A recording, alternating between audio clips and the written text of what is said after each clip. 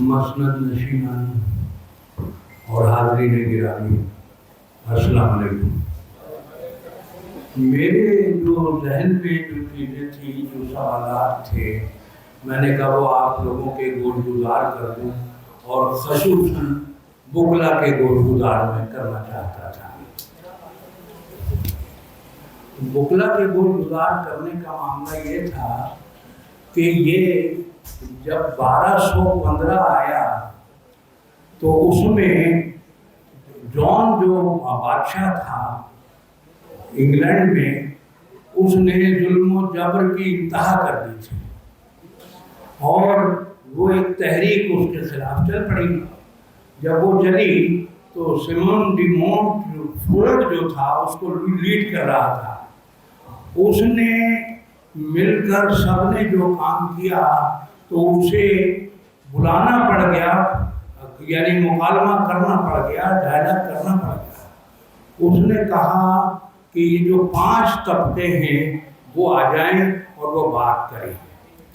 وہ بات کرنے کے بعد 63 نکات پر ایک جو ہے دستاویز تیار ہوئی، جسے ہم میگنا کارٹا کہتے ہیں۔ اس میگنا کارٹا نے یہ کیا کہ بھلا دیا تمہارے برطانیہ کو، تحریری آئین کی طرف رغبت ختم کر دی۔ کہنے لگے بھائی اس 63 نکات میں وہ کچھ ہے جس میں ہم اپنی تہذیبی روایت سے کمی بیشی کرتے رہیں گے، کوئی ایسا مسئلہ نہیں ہے۔ پھر ادھر جو غلاموں کے لیے انہوں نے جو آئین دیا وہ تھا یعنی انڈین پینل کوڈ، اور جو 1860 کا معاملہ تھا، اور 1860 میں اس کا ترجمہ تعزیرات ہند کے نام سے ڈپٹی نذیر احمد نے کیا، اور 1862 میں وہ امپلیمنٹ ہو گیا۔ تو غلاموں کے لیے جو امپلیمنٹ ہوا وہ آپ سمجھ لیجئے کہ جو جلیانوالہ باغ کا واقعہ ہے جس میں 370 لوگ مار دیے تھے اور ڈائر نے، تو وہ بھی جائز قرار دے دیا گیا، اس کی کوئی گرفت نہیں ہوئی، اور اس کے اندر جو پروٹوکول رکھا گیا، اور پروٹوکول کس طرح کا تھا، یہ جو وکٹوریہ جو تھی ملکہ وہ 1837 میں حکمران ہوئی تھی، اور یہ جو بہادر شاہ ظفر تھا وہ بھی 1837 میں حکمران ہوا تھا۔ اس وکٹوریہ نے پورا نظام پروٹوکول پر کھڑا کر دیا اپنا۔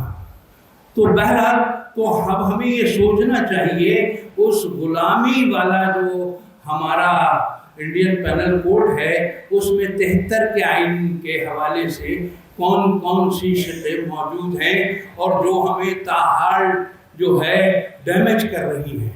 اور تاحال مطلب یہ ہوا کہ وہ جو 5واں طبقہ تھا، عام طبقہ اس میگنا کارٹا کا، وہ آج تک عام طبقہ جو ہے ہمارا رول رہا ہے، اور زندہ ہوتے ہوئے بھی زندہ نہیں ہے۔ تو ایک تو یہ توجہ مجھے دلانی تھی، دوسری ایک بات یہ بھی کرنی تھی کہ یہ جو 1517 تھا یورپ کا، اس میں پروٹیسٹنٹ جو آئے، اور وہ الزبتھ جو تھی اول وہ بھی پروٹیسٹنٹ تھی، اور اس نے جو ایک کھڑا کیا اس پروٹیسٹنٹ کے حوالے سے، یعنی 1600 کی جو ایسٹ انڈیا کمپنی ہے وہ دراصل پروٹیسٹنٹ کے ہی حوالے سے بنی ہوئی ہے، یعنی ریشنل حوالے سے، یعنی عقلیت کا جو معاملہ ہوا وہ مارٹن لوتھر کے بعد یورپ میں شروع ہوا، اس سے پہلے نہیں تھا۔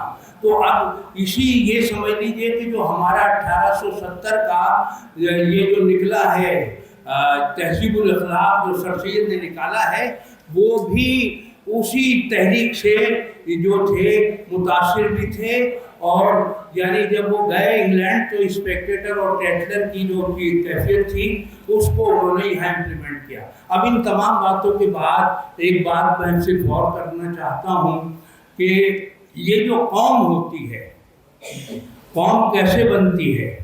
قوم کا معاملہ یہ ہوتا ہے کہ کسی بھی خطے یا ملک میں مختلف ثقافتیں ہوتی ہیں، ہر ثقافت بولی یا زبان رکھتی ہے، جب یہ ثقافتیں آپس میں قریب آنا چاہتی ہیں تو مرکزی زبان کا جنم ہو جاتا ہے۔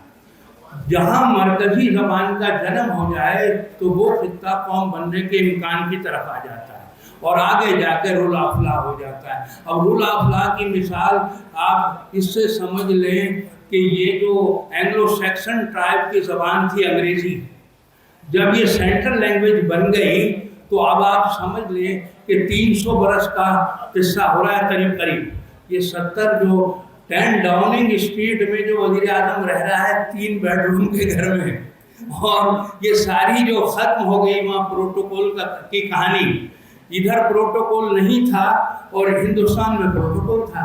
تو مختصراً یہ کہ ہم خوش نصیب ہیں کہ ہمارے حصے میں، ہمارے اس خطے میں اردو مرکزی زبان کی حیثیت سے آ گئی، اور اگر ہم نے یعنی یہ اختیار نہیں کیا تو ہم قوم نہیں بنیں گے۔ اب ہم کیا کر رہے ہیں؟ اردو کے خلاف بات کر رہے ہیں۔ اردو کسی خطے کی زبان نہیں ہے، یعنی کوئی کہے دلی کی زبان ہے تو دلی کی زبان نہیں ہے یہ۔ تو مختصراً مجھے یہ بات کرنی تھی، اور آخر میں ان جو حافظ شیروانی ہوں، افتخار ملک ہوں، جو لوگ بھی دیکھیے یہ کام ہوتے ہیں افتخار شیروانی کے مبتلا، اور یعنی یہ جتنا بھی ماضی ہمارا گزرا ہے وہ ہم نے جتنے بکلا دیکھے ہیں سب کو لٹریچر سے تعلق تھا سب کا، کوئی شاید ہی نامور بچا ہو۔ اچھا، لٹریچر جو ہے اسے ہم کہتے ہیں ادب، زندگی کی تہداریوں سے جڑا ہوا اظہار ادب کہلاتا ہے، یہ صحافت نہیں ہوتی۔ اگر جو وکیل یعنی اس سے جڑتا ہے ادب سے تو زندگی کی معنویت اس کو معلوم ہو جاتی ہے اور زندگی کی پیچیدگیوں کا علم ہو جاتا ہے اسے۔ تو لازماً جب جس وکیل کو زندگی کی پیچیدگیوں کا علم ہوگا تو وہی وکیل جو ہے بہتر انداز سے جو ہے وہ زندگی کا مقدمہ، اصل میں مقدمہ کیا ہے؟ خیر اور شر کا قصہ ہے سارا، اور زندگی کا مقدمہ وہی لڑ سکتا ہے صحیح جسے زندگی کی پیچیدگیوں کا علم ہو۔ وما علینا الا البلاغ۔